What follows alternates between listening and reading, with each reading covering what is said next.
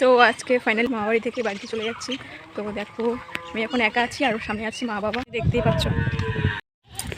তো গাইজ দেখতেই পাচ্ছ আমরা এখন যাচ্ছি টাকিমারি বাজারে, যাবো জলপাইগুড়ি স্টেশনে। দেখো ইতুমণি, কবে আবার আসবো জানি না। ইতুমণির সাথে আজকের দিনে bye bye. So guys finally আমরা চলে এসেছি বাজারে, আর বাজার থেকে ধরে নিলাম একটা সাফারি।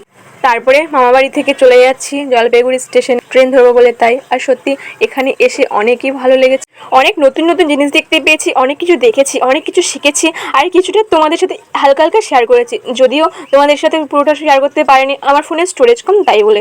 সো গাইস এই জলপাইগুড়ি জায়গাটা খুবই সুন্দর, খুবই সুন্দর, খুবই সুন্দর। তোমরা ঘুরতে আসার জন্য এই জায়গাটা সিলেক্ট করতে পারো।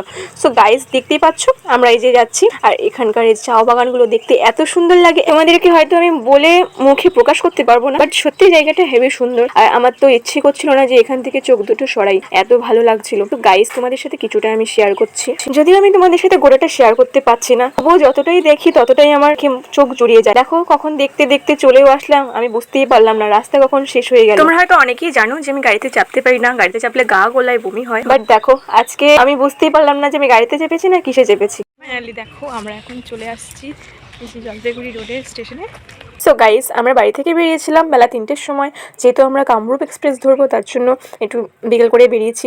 আর তারপরে আমরা স্টেশনে পৌঁছে গেছি 4টের সময়, আর ট্রেনের টাইম ছিল 4:20, বাট তার আগেই ঢুকে পড়েছিল উত্তরবঙ্গ এক্সপ্রেস, যার কারণে আমাদের ট্রেনটা অনেকটাই লেট করেছে। ট্রেন আসতে আসতে 5:15 বেজে গেছিল। তো দেখো আমরা এখন ট্রেন আসার জন্য ওয়েট করছিলাম, এখন বাজে ঘড়ির কাঁটায় 5:10। কিছুটা টাইম ওয়েট করার পরে চলে এসছে 5:15-তে আমাদের ট্রেন।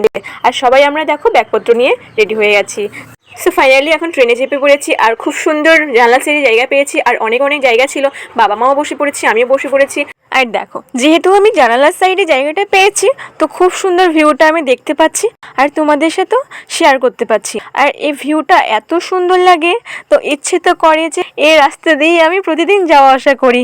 আর যাই হোক আমি দেখতে পারবো এত সুন্দর ভিউটা। সো দেখো আমাদের এখন নবদ্বীপ ধাম স্টেশন চলে এসেছে, তার জন্য আমরা ব্যাগপত্র নিয়ে রেডি হয়ে গেছি নামবো বলে তাই। তো ইচ্ছে তো করছিল না যে জলপাইগুড়ি এত সুন্দর একটা জায়গা ছেড়ে আমি বাড়িতে আসি, বাট কি করবো বলো, যেহেতু আমার বাড়িটা নবদ্বীপে, তো তার জন্য বাড়িতে চলেই আসতে হলো। তো ফাইনালি দেখো এখন আমরা আছি নবদ্বীপ ধামে, এখন বাজে ঘড়ি কাটায় রাত 2টো, আর আমাদেরকে এখনই ট্রেন থেকে নামিয়ে দিয়েছে। এই দেখতে পাচ্ছ বাবা নেমে গেছে, তারপরে আমার মাও নেমে পড়েছে। তারপরে আমরা 2 ঘন্টা ওয়েট করার পরে চলে এসেছিল আমাদের Howrah to Katwa local train. তারপরে আমরা লোকাল ট্রেনে যাওয়ার জন্য দেখো দাঁড়িয়ে আছি, দাঁড়িয়ে দাঁড়িয়ে অনেক মশার কামড়ও খেয়েছিলাম। তারপরে আমরা চেপে গেলাম লোকাল ট্রেনে করে চেপে সোজা চলে এসেছি পূর্বস্থলী স্টেশনে। আর এখান থেকে টোটো অটো এখনো নেই কিছু, তাই আমরা বসেছিলাম। তারপরে একটু ভোর হওয়ার পরে 5টার দিকে দেখো আমরা একটু মাছ বাজার দিয়ে করে হাঁটতে হাঁটতে যাচ্ছিলাম। পূর্বস্থলীতে ভোরবেলাতে অনেক কম দামে মাছ পাওয়া যায়। তারপরে একটু পরে হেঁটে আমরা টোটো ধরে নিয়েছি, তারপরে টোটো করে বাড়ির দিকে রওনা দিয়েছি। দেখো এটা দেখতে পাচ্ছ, এটা হচ্ছে আমার ছোটবেলাকার সেই বিদ্যালয়, যেখান থেকে আমি পড়াশোনা করে এত বড় হয়েছি। তো দেখো আমাদের বিদ্যালয়টা কত সুন্দর। আমি মাঝে মধ্যেই আমার স্কুলটাকে খুব মিস করি, সাথে আমার ফ্রেন্ডগুলোকেও। তো ফাইনালি এখন সকাল বাজে 5:50, আমরা সবাই এখন বাড়িতেও চলে এসেছি। বাড়িতে এসেই দেখো একটা জিনিস যেটা দেখে খুব অবাক হচ্ছে, কতদিন বাড়িতে ছিলাম না, যার কারণে সারা উঠোনে অনেক পরিমাণে ঘাস হয়ে গেছে। এই ঘাসগুলো ওঠাতে অনেক সময় লাগবে, তো আমি যা কিছুটা বসে বসে পরিষ্কার করলাম, কিন্তু এতগুলো ঘাস পরিষ্কার করতে সময় লাগবে, যার কারণে আমি এখন ঘাসগুলো হাত দিলাম না। কি দেখলাম এত ঘাস হয়ে গেছে। বা গাইস ভিডিওটা কেমন হয়েছে কমেন্ট করে জানাও। আজকের জন্য